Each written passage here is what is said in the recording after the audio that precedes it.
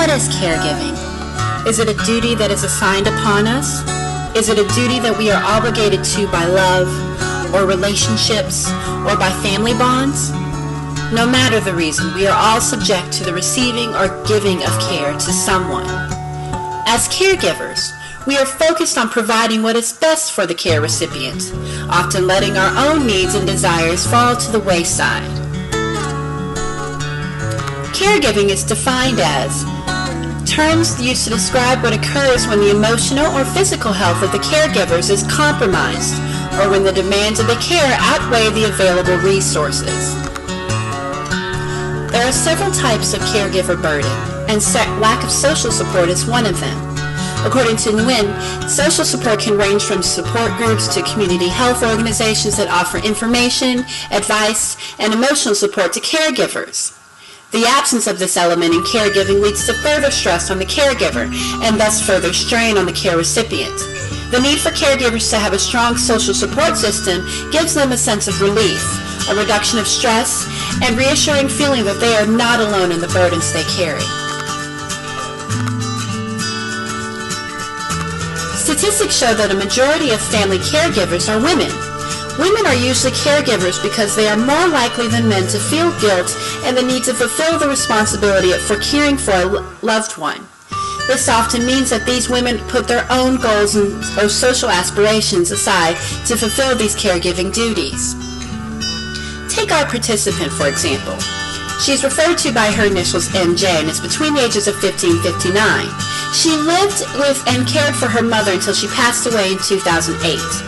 MJ describes how bowling helped her cope and connect with her mother. She discussed the importance of bowling and how it provided much needed support. That's what she did, and I always cherish what she did and everything, and I appreciate that fact that she was an active lady in society and just didn't want to lay around and be lazy. My mom's trophy, our bowling trophy, is for the year of 1992, with the big red was the name of the team, and she came in first place. So I really appreciate this trophy, and I appreciate my mom being a bowler.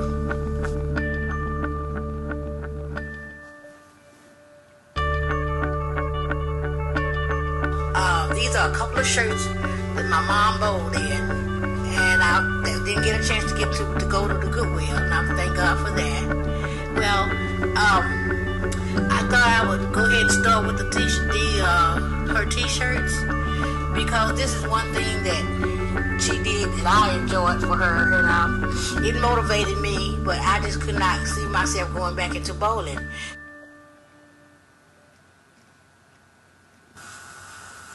MJ and her mother also found church to be a source of social support.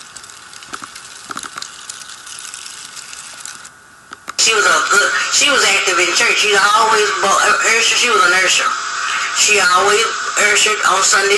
She went to church every Sunday, and see, I just admired my mother's energy, and she inspired me. From the time I was a little girl on up all the way through, because I remember times when I would go to mission with my mom, and I'm like, why do I have to go? Because there's no other kids here.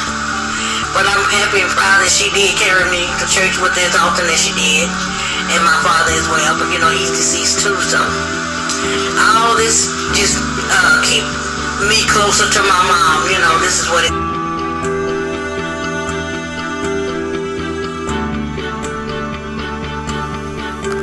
I was happy to do what I did to take care of my mother, and I would do it all over again if I had to.